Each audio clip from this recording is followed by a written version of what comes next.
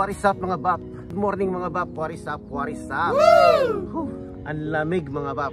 It's Sunday mga bap, time check is 8:12 ng umaga mga bap. Maaga tayo naglakad-lakad. Tayo nagising kanina, hinatid natin si manager sa kanyang work. Sunday ngayon mga bap. Tayo naman mamaya pang 4:30 ang pasok natin mga baps. So naisipan kong maglakad-lakad kasi one whole week doon na naman tayo sa ating work. Yun, caregiver tayo. Panggabi mga bap, home care setting lang siya, kaya parang nasa loob din tayo ng bahay the whole week, ano? Kaya kapag ganitong day off natin, gusto natin na lumabas-labas. Anyway, by the way, highway, wala si manager, ako lang ngayon mag-isa. Yun, naglakad-lakad ako, nag-jogging ako, dami kong tinakbo mga bap. Siguro mga nakaano tayo 200 miles bago ako umuwi. Siyempre wag natin bibiglain, kailangan konti-konti lang. Since wala naman tayong gala ngayon, wala tayong mai-content, wala akong makapakita sa inyo kundi yung mga halaman, yung mga punong kahoy, ayan, na nag-iba na yung kulay ng mga dahon. So isasabay ko na rin yung pag-shoutout sa ating mga bagong viewers, mga palaging nagko-comment sa ating mga videos. Maraming salamat sa inyo mga baps, ano, sa patuloy niyong suporta, lalo na sa mga Pinoy Let's Go member. Yan, maraming salamat sa inyo sa mga sumusuporta palaging panunood sa ating mga vlog mga baps. So yan, nilista ko yung mga palagi nagko-comment sa atin, mga bagong viewers. Ito na, shout out natin mga bagong viewers natin, no. Si Chris RBB mga bab, share niya tayong yung bagong member natin sa Pinoy Let's Go. So shout out mga bab, i-shout out natin si Chris RBB. Ayan, siyempre at out din kay MJS Pani World. Ayan, taga Modesto. So shout out sa iyo, MJ Pani World, sa panonood sa aking video. Maraming salamat kung natutuwa ka sa video natin na medyo nilalagyan natin konti ng comedy para hindi naboboard yung ating mga viewers. So yeah, and shout out din kay sabi nga pala ni MJS Pani World, makita daw kami one day. So call ako dyan, game ako dyan, Babs, basta free time tayo, set natin. And yan, meron pa tayo si Chip Piggy Kabalen niya ini. Ayun, so shout out kay Kakabalen, Chip Piggy yan. Maraming salamat din sa panonood. And syempre kanila ang mga regular viewers, regular commenters, si Kailoko, shout out sa iyo Kailoko, Mar Maldonado, bro, Andrea Jets TV, syempre palagi yan sila, palaging present sa ating comment box. Parati silang nanonood ng ating mga vlog. So maraming salamat, thumbs up. And syempre si Batang EX Toys, yan, member din ng ating Pinoy Let's Go yan. At parati rin siya nagko-comment, parati rin siyang nanonood sa ating mga vlog. Maraming salamat sa iyo bro, sa inyo, mga Pinoy Let's Go. And meron tayong bago rin na viewers. Hindi ko alam kung bagong viewers lang siya o matagal na siyang viewers, pero ngayon lang siya nag-comment. Ayan, si Naed JQSFC, shout out sa iyo. Yun, so lipat lang tayo ng pwesto mga bab, kasi yung pwesto natin doon, tahol ng tahol yung aso. Tahol ng tahol yung aso nung pinestuhan natin doon kung saan tayo nakaupo. So medyo siguro naririnig niya may tao nagsasalita. Kaya lilipat tayo ng pwesto, hanap tayo ng wala tayong maistorbo mga bab. So tutuloy natin yung pag-shoutout natin, Ayan, dito tayo pwesto sa park na to. Maganda rin tong park na to mga babs. May vlog na rin ako dito eh. Pulang-pula yung mga punong kahoy dun mga babs, Grabe, no? Ganda. Ito, may mga halaman din, may mga punong kahoy din na hindi nag-change ng color. Ayan, kagaya niyan, green pa rin. Yan, pero yung iba mostly nagpapalit ng kulay. Yan. Meron doon, bus stop pag gusto mo mag-bus. Pag gusto mong pumasyal, wala kang sasakyan or tamad kang dalhin yung sasakyan mo, marami rin bus stop dito sa area namin. Kaya goods na goods mga bab. Ayun, meron din playground dun sa baba para sa mga kids mga bab.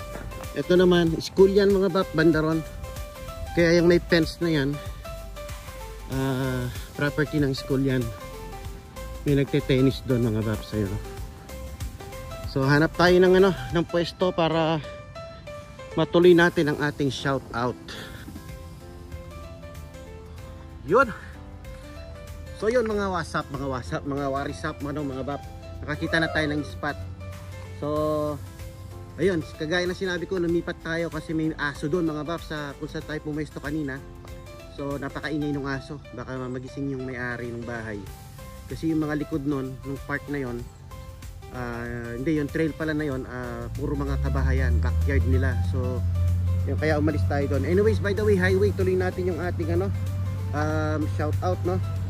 So ito, meron tayong bagong viewers din, tsaka commenter, si Naed JQSFC yan, shout out sa iyo Babs. And syempre si Joper 223 from Korea. Ayan, share niya ta si ang pangalan nito is Joper Lawrence Semiliano yata siya sa YouTube channel niya, no. So shout out sa iyo Babs.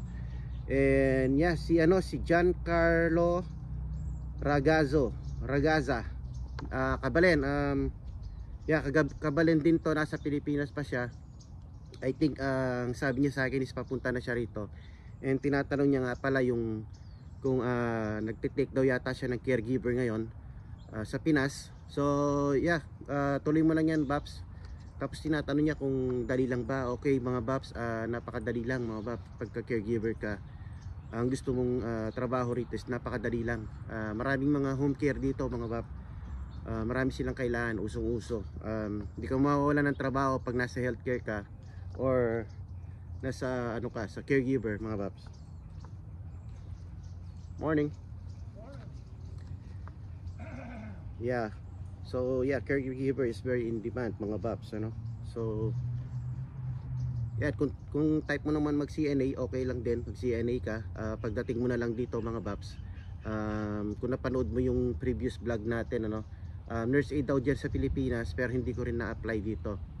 I mean your certification or diploma na galing Pinas, di rin nila i-honor dito. So you still have to take the CNA program here. Kaya kung balak mo mag CNA, dito mo na lang kunin. Huwag mo kukunin dyan sa Pilipinas. Okay na yung caregiver mga Bab.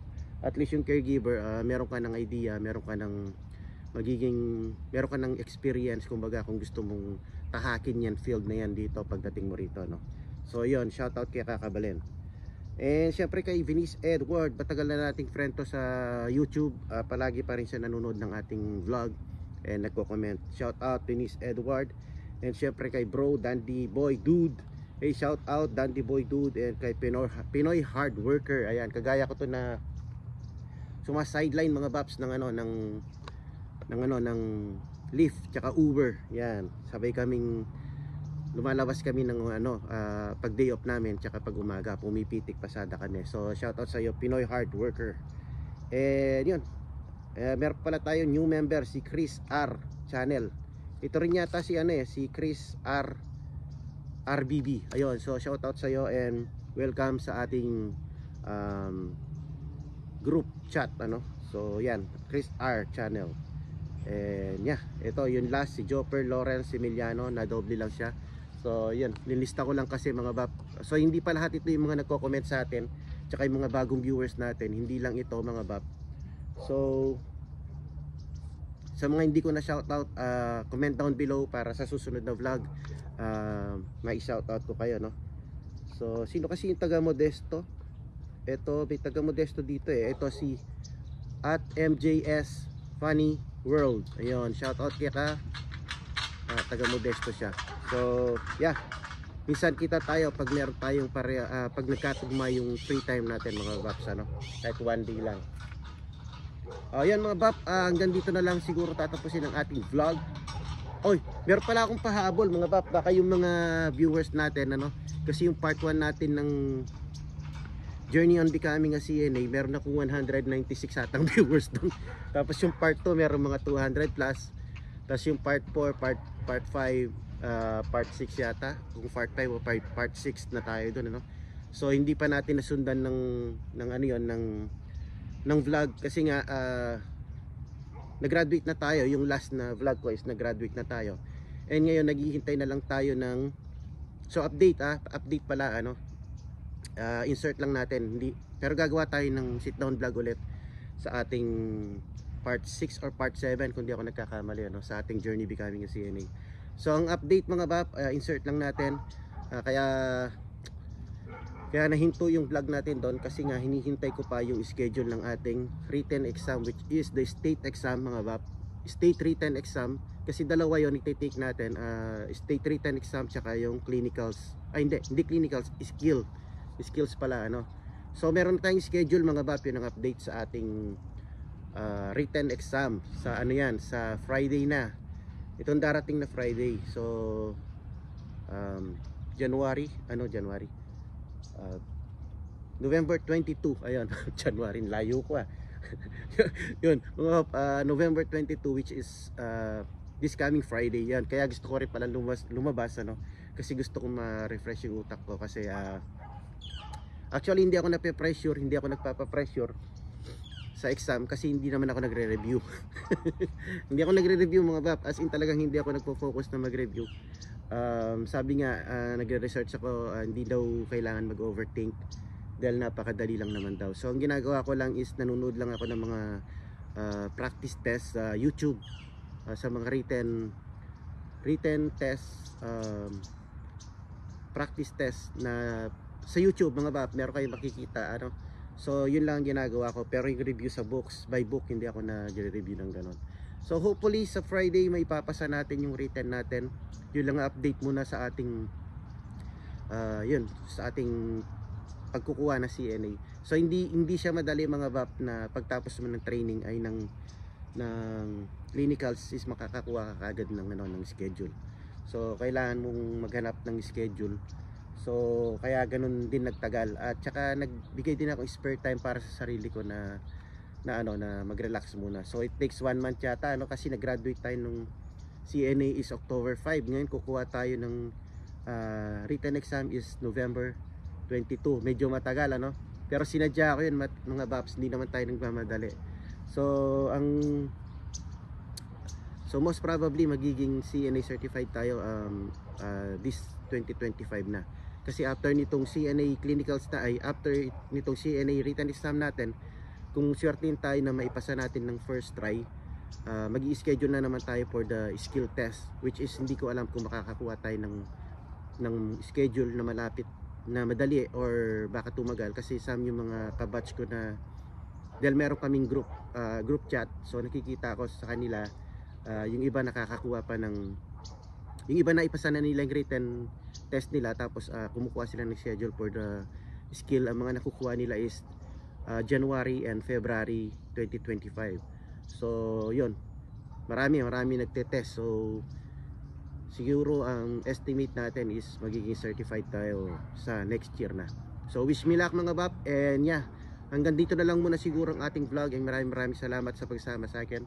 And yeah, sa mga hindi pa nag-subscribe, please subscribe and like and comment, pero lang violent comment, ano. So mga baps, chill lang tayo, life is good, and thank you very much.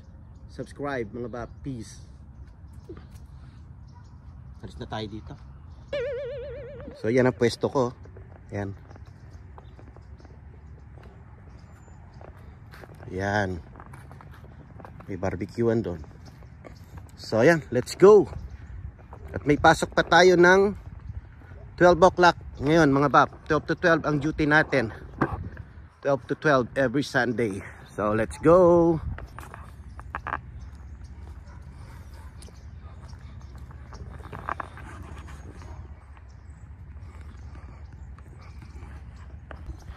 Pag nakikita ko tong place na to, ang naaalala ko sa amin sa Pilipinas is sa Expo Pilipino mga bap. Ayan yung setup ng ganyan na tolda. Yan ang naaalala ko kapag napupunta ako dito sa lugar na to. Expo Pilipino. Sa mga di nakakaalam, doon po ako sa Angeles banda nakatira, malapit sa Clark Air Base. Ayan, kung natatandaan niyo yung Expo, sino nakakaalam sa Expo Pilipino? Parang Expo Pilipino ang dating mga bap.